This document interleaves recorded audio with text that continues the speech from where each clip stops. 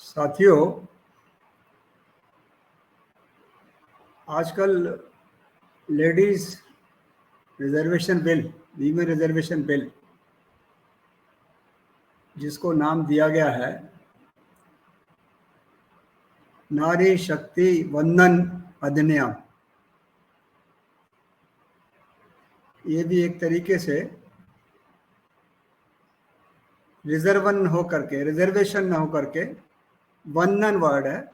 समझ में नहीं आ रहा क्या मतलब है। वंदना कर रहे हैं नारी शक्ति को।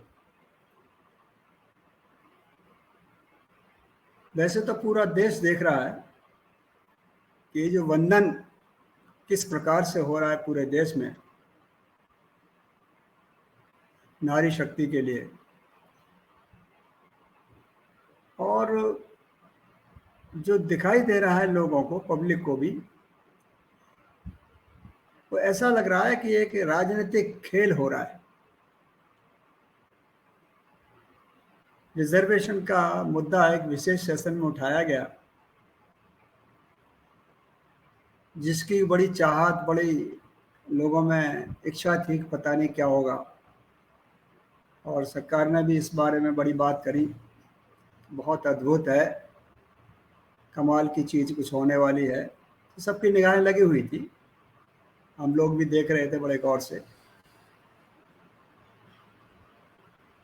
तो मामला ऐसा लगता है कि जो बिल 2010 में जब दूसरी सरकार थी उस समय था, जो ड्रॉप हो गया था, उसी को पुनर्जीवित किया। दूसरे शब्दों में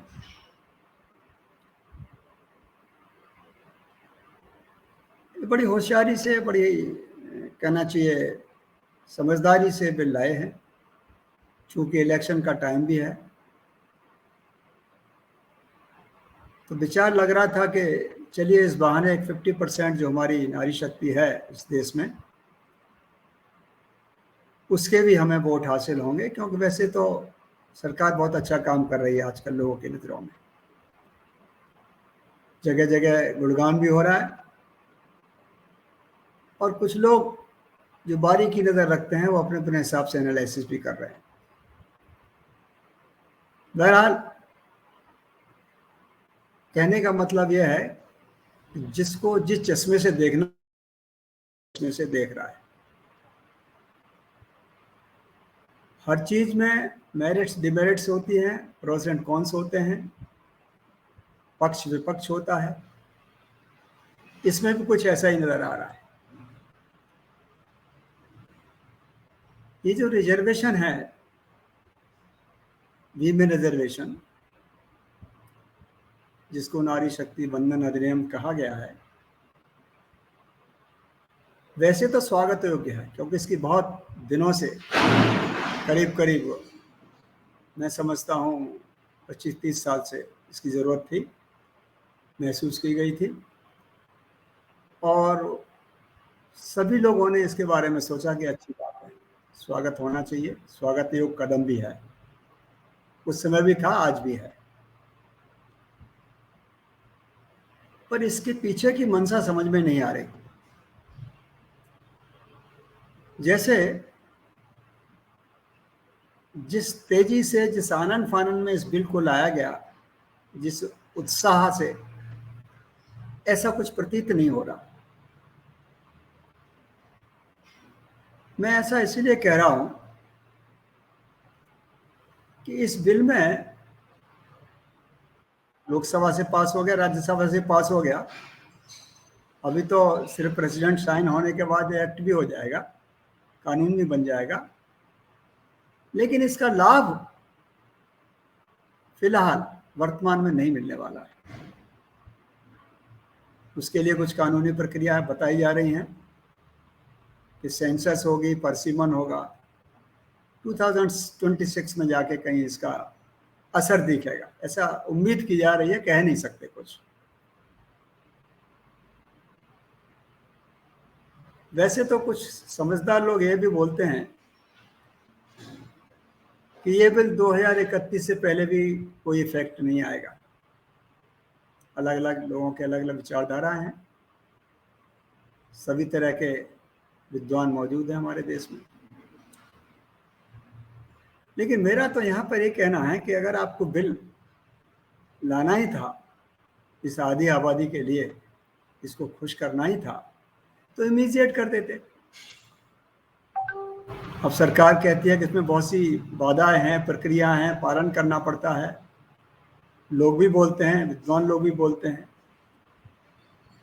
लेकिन मुझे ऐसा लगता है कि इससे पहले एक रिजर्वेशन आया था कुछ साल पहले, इकोनॉमिकली वीकर सेक्शन के लिए, जो सवर्णों का रिजर्वेशन कहते हैं लोग, फॉरवर्ड कास्ट का, कि हमारे फॉरवर्ड भाई हैं, फॉरवर्ड कास्ट के भाई हैं, उनमें भी बहुत गरीब हैं, उनके लिए भी करना चाहिए। बहुत अच्छी बात थी। काफ़ी दलों के लोग भी इसको बोलते थे, ऐसा होना चाहिए और होना भी ठीक है। गरीब आदमी को फ़ायदा मिलना चाहिए, वो किसी भी कम्युनिटी का हो, किसी भी कास्ट का हो। देश की मंशा, इस देश का आज़ादी के बाद जो लोगों ने इच्छा प्रकट की वो ऐसी ही थी कि भाई हम भी खुश रहें, सबकी खुशी देश की खुशी है, तभी तो विकसित भारत कहलाएगा। तो जिस तेजी से और जिस तरह से उस बिल को पास किया गया, बिना किसी स्टैंडिंग कमेटी, बिना किसी प्रक्रिया, जैसा भी सोचते हैं हम, फटाफट ऑर्डिनेंस ला के अपना वो पास हो गया और उसको उसका फ़ायदा भी मिलने लगा। 10% forward caste, economically weaker section जिसको बोलते हैं, इन फॉरवर्ड कास्ट। तो मेरा कहने का मतलब यहाँ पर यह है कि अगर आपको फ़ायदा ही देना था, इतनी फिक्र है आधी आबादी की, तो वैसा भी किया जा सकता था। सरकार के लिए कोई भी काम कठिन नहीं है, अगर विल है तो, इच्छा है तो, इच्छा शक्ति है तो। और सिर्फ टालमटोल करना है या किसी चीज़ को एक पेंडुलम की हालत में रखना है जैसा कि आज तक होता आया है, तो मुझे डर लग रहा है कहीं इस बिल का भी ऐसा ना हासिल हो कि इसको भी पेंडेंसी में शामिल कर लिया जाए जैसे अब तक था। क्योंकि इसमें कुछ दलों की, कुछ लोगों की ये मंशा भी है, ऐसा मैं भी समझता हूँ पर्सनली, कि जब वीमेन रिजर्वेशन बिल की बात हो गई तो दूसरे लोगों की जो एक इच्छा थी कि इसमें ओबीसी को शामिल किया जाए, कोई बुराई नहीं है, करना चाहिए था। हमारे पास काफ़ी समय था आज तक का, कई सालों से, पिछले करीब 9.5-10 साल से इस गवर्नमेंट के पास भी टाइम था, तो उससे पहले दूसरी गवर्नमेंट के पास भी टाइम था, लेकिन किसी की इच्छा नहीं थी, मुझे ऐसा लग रहा है, न उस समय की न आज की। तो मैं तो ये कहता हूँ, नियत और नीति अगर एक सी है, साफ है, तो कोई भी काम कर सकते हैं आप लोग हमारे देश की सरकार के लिए। ये बहुत ही आसान है, ये काम करना है तो फटाफट किया जा सकता है। जैसे किसानों के लिए उन्होंने एक बिल लाए थे, आय दुगनी करेंगे, बहुत तरक्की होगी, बहुत फ़ायदा होगा, बड़ी अच्छी बात थी, बड़ा अच्छा सोच थी, लेकिन किसानों ने उसका बहुत विरोध किया था और सरकार बड़ी एडमेंट भी थी, लेकिन लास्टली उनको झुकना ही पड़ा जनता जनार्दन के आगे। तो आफ्टर ऑल तो इन्हीं के लिए करना है। सरकार का अच्छा रवैया भी था, सबकी उन्होंने ये भी देखी कि इनकी इच्छा पूरी भी हो। तो मेरा कहने का मतलब यह है, इस तरीके से भी इस बिल को लाया जाए कि किसी को ज़्यादा कहने की संभावना न रहे, और कहने को जो संभावनाएं थी वो बहुत पहले से भी, जब वो बिल 2000 मेरे ख्याल से 10 की बात है, 10-11 की, उस समय भी इस बिल को जो रोका गया वो इसी कारण रोका गया था कि इसमें ओबीसी, SC ST और दूसरे जो ग्रुप हैं उनको भी शामिल किया जाए इस आबादी में। ये तो लॉन्ग अवेटेड था, लॉन्ग पेंडिंग था इसी बाबत। तो उस पर भी अगर विचार कर लिया गया होता और फिर इस बिल को लेके आते तो ज़्यादा समझदारी रही होती। फिर कोई भी आदमी सरकार की मंशा पर उंगली नहीं उठा सकता था कि इन्होंने इस बिल को न करने के नीयत से लाए, बल्कि कहते कि बिल्कुल सही है, जो पहले पेज दबे हुए थे, पेज पड़े हुए थे, उनको भी दूर करके इस बिल को लाए हैं और इसका रेक्टिफिकेशन भी होने में कोई देर नहीं लगती। सबको अच्छा लगता है, सब स्वागत करते हैं। अब भी इसमें कोई बात हो गई कि साहब बिल तो लाए लेकिन ओबीसी के लिए नहीं है, इसमें कोई वीमेन में न कोई ओबीसी न कोई SC ST कुछ नहीं है, सब वीमेन है। तो इस तरीके से तो सभी मैन है, रिजर्वेशन का पॉइंट ही कहीं नहीं है। सभी मैन है तो पहले से ही मैन को रिजर्वेशन है। मैन से मेरा मतलब है कि ग्रुप। तो ऐसी कोई बात नहीं होनी चाहिए कि साहब लेडीज के अंदर इसमें जाति भेद हो रहा है। ऐसे तो मैन के अंदर भी जाति भेद हो रहा है। अगर पुरुषों को ही ले रहे हैं हम इसमें, तो कह सकते हैं कि साहब पुरुषों का था, इसमें क्यों पार्टिसिपेशन हो ओबीसी का और SC ST का, किसी का नहीं होना चाहिए था फिर तो उनके हिसाब से।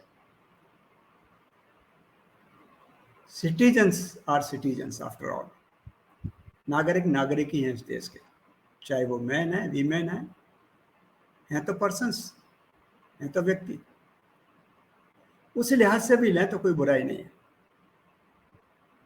तो मैं तो यहाँ पे यही उम्मीद करता हूँ, इस सरकार से बहुत अच्छा कदम लाए हैं।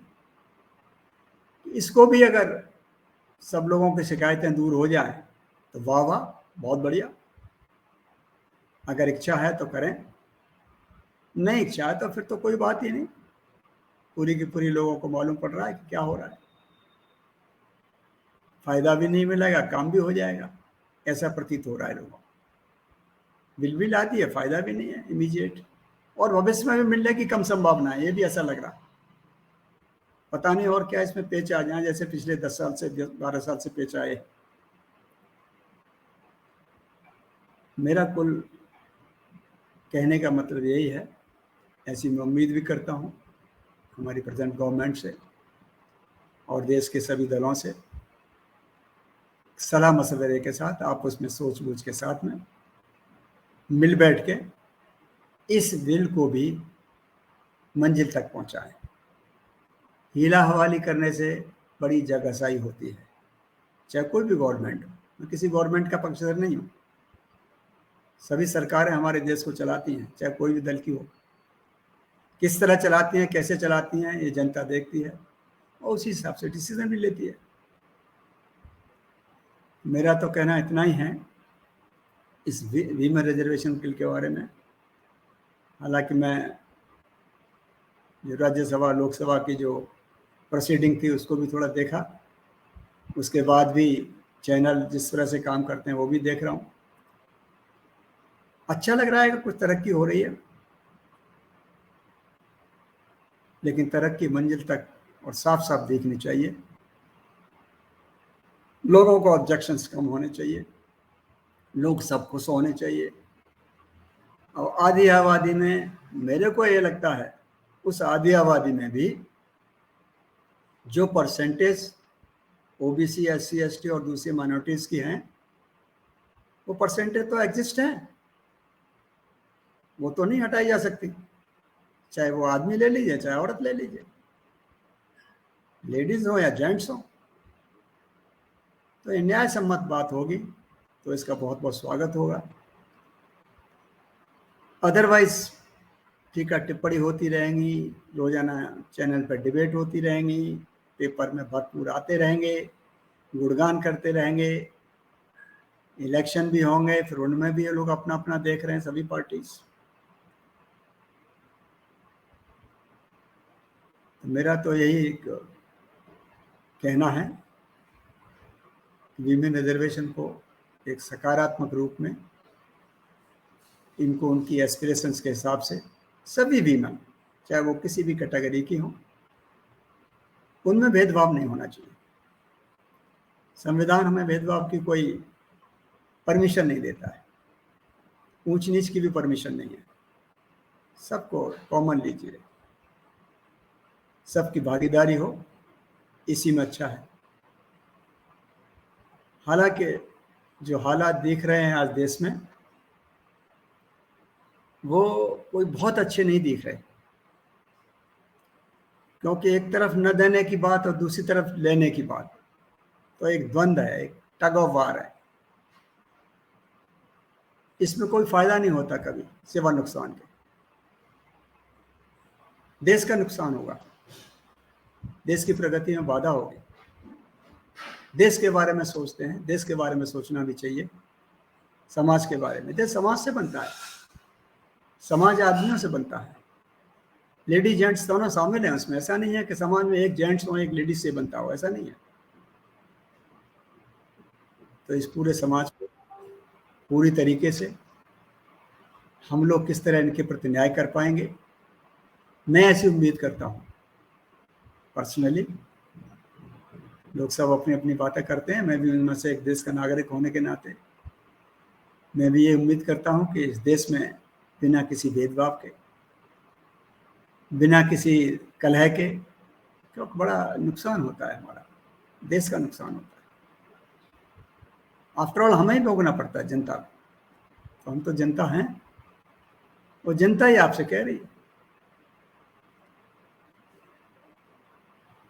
इसीलिए ज़्यादा ना बोलकर मैं इतना ही बोलना चाहता हूँ कि आज इस देश की सरकार, इस देश के नेतागण, वो किसी भी पार्टी में हों, किसी भी दल के हों, सबसे मेरी गुजारिश यह है कि आप आपस में मिल बैठ के आप देश की भलाई के बारे में सोचें, संविधान सम्मत बात करें, संविधान में कोई डिस्क्रिमिनेशन न हो, ऐसी बात कही गई है।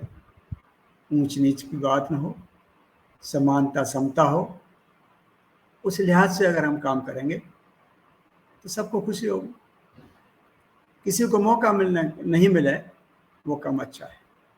इसी के लिए तो आपस में सलाह होती है, मशवरा होता है, एक दूसरे से वार्तालाप होता है। डायलॉग से सब हल हो सकता है। अपनी अपनी खींचतान में, अपने अपने एक इलेक्शन या पार्टी के हित को देखते हुए अगर हम बात करेंगे, डेफिनेटली कलह होती रहती है, देश का नुकसान होगा। पार्टी लाइन से ऊपर उठ के देश के संविधान को ध्यान में रखते हुए, आधी आबादी को ध्यान में रखते हुए, गरीबी अमीरी को ध्यान में रखते हुए अगर हम ये कदम उठाएं, जैसा कि मैंने कहा है कि इस बिल का सच्चा रूप, सही रूप वही होगा कि देश में किसी भी वर्ग को, किसी भी जाति वर्ग समूह को न छोड़ा जाए। अपने अपने बहुत सारे तर्क होते हैं लोगों के, एक से एक बुद्धिमान लोग हैं आज हमारे देश में। तो तर्क और बुद्धिमानी का खेल कम करें। वो तर्क और बुद्धिमानी उसमें लगाएं कि देश का विकास कैसे होगा, इसमें न लगाएं कि हमारे दल की जीत कैसे होगी, हमारी राजनीति कैसे चमकेगी, चाहे वो कोई भी राजनीति हो। मैं किसी राजनीतिक दल की बात नहीं कर रहा। किसी से मुझे ये ऐसा नहीं है कि मैं किसी को ये कहूँ कि वो खराब है, ये सही है। सब एक जैसे ही हैं, कोई बात नहीं। सबका एक जैसा नज़रिया है, और देश के हित में अगर नज़रिया है तो वो ज़्यादा अच्छा है, देश उसी से तरक्की करेगा। दल के हित में नज़रिया है, अपने हित में नज़रिया है तो देश का नुकसान होगा। यही मैं अपील करना चाहता हूँ आज। धन्यवाद।